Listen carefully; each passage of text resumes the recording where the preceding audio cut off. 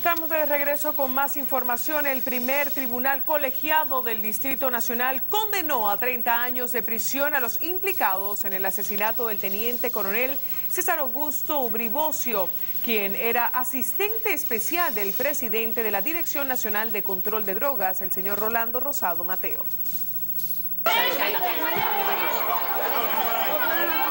Llantos de desesperación originó la sentencia de 30 años de prisión contra Huáscar Cavallo Montero y Michael Valdés Castillo, hallados culpables por cometer robo con violencia y posterior asesinato con arma ilegal en perjuicio del coronel César Augusto Ubribocio. De acuerdo a los jueces del primer tribunal colegiado, la participación de los condenados fue comprobada con el testimonio de Yocasta Martínez Madera, subconsultora jurídica de la DNCD, que presenció el crimen del asistente del jefe de la Dirección Antidrogas. Huáscar Cavallo Montero fue condenado al pago de 12 millones de pesos como indemnización por daños morales en perjuicio de los familiares del coronel asesinado César Augusto Ubribocio y al pago de las costas penales del proceso.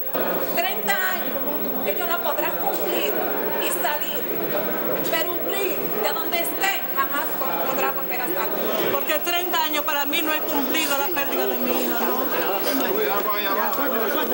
Para mí eso es muy poco. Los sentenciados deberán cumplir la pena en la cárcel de Najayo. Rosani Zapata, Noticias Telemicro. Un mensajero se debate entre la vida y la muerte luego de recibir un disparo en la boca en un asalto en donde también resultó herido en la pierna un miembro del Ejército Nacional.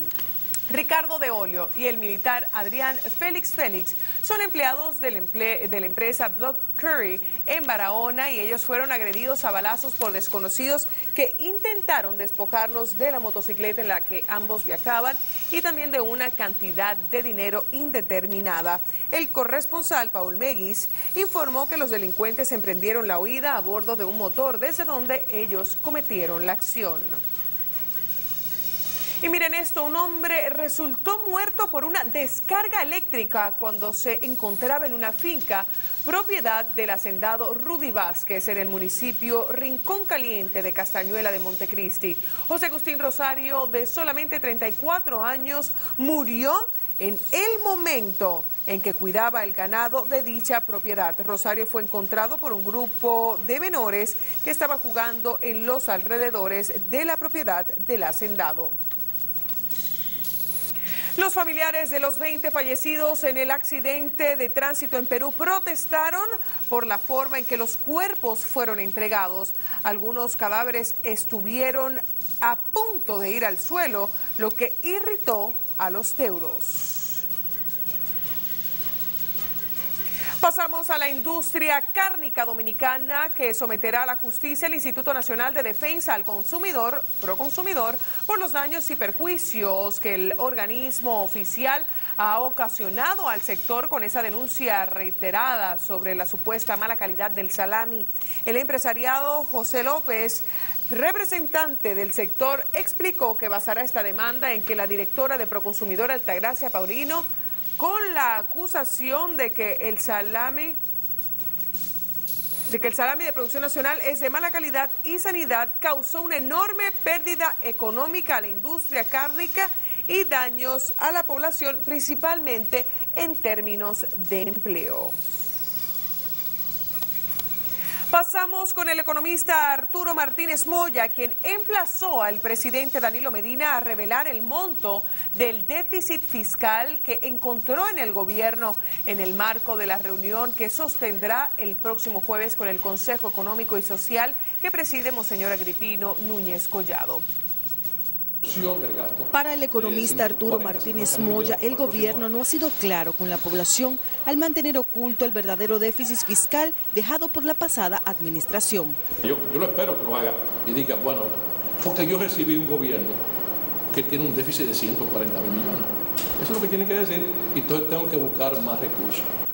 Martínez Moya entiende que el gobierno puede realizar una reforma sin penalizar a la población con la creación de nuevos impuestos y solo con recortes sustanciales del gasto público. De su lado, el vicepresidente del Consejo Nacional de la Unidad Sindical, Rafael Pepe Abreu, dijo que ha causado preocupación la inclusión de productos de la canasta familiar para ser gravados con el cobro del impuesto a la transparencia de bienes industrializados y servicios. gravar con ITEVI en tasa diferenciada a los productos básicos de mayor consumo.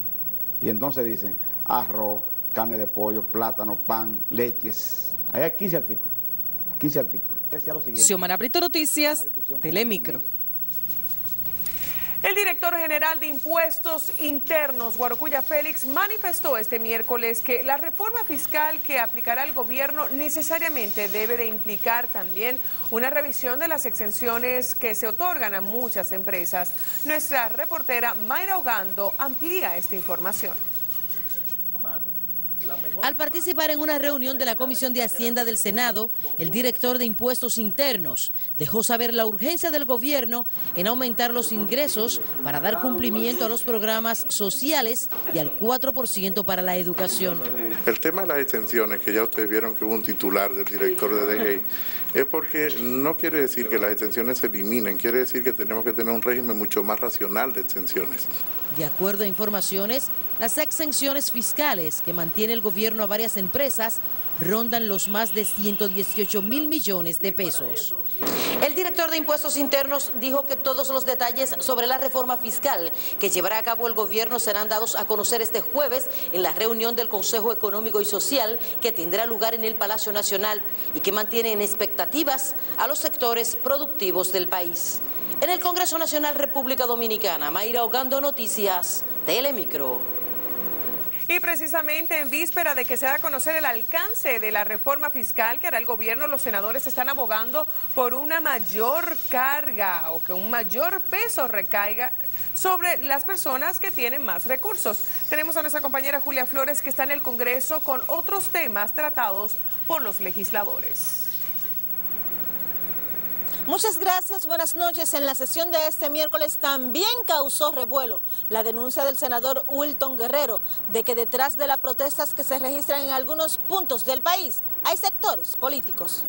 La reforma fiscal es inevitable, pero debe afectar en menor proporción a los más pobres, consideran el presidente del Senado y otros legisladores. Me quedo ahí en que lo menos afectados sean los sectores populares, los que menos tienen. Y a lo que más le conviene es a los que más tienen, a los empresarios que deben estar preparados para aportar un chin más, que siempre podemos aportar un chin más. Pero pienso que es necesario redistribuir la carga.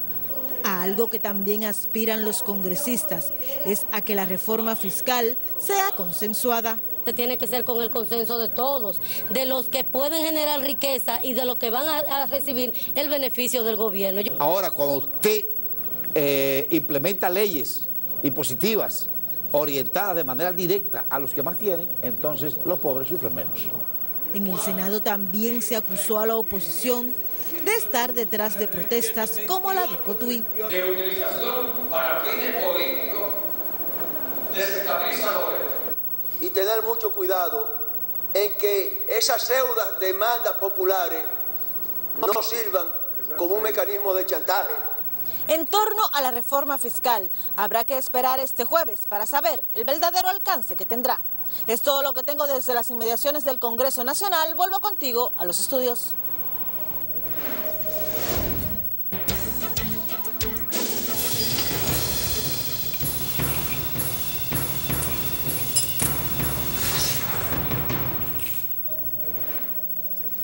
Ejecutivos de la empresa Bepensa, la Coca-Cola y el agua Dasani se quejaron en el Congreso Nacional de que sus competidores en el área, Cola Real, gozan de exenciones amparadas en la Ley 28-01 de incentivos fronterizos, lo que los pone frente a una competencia desleal.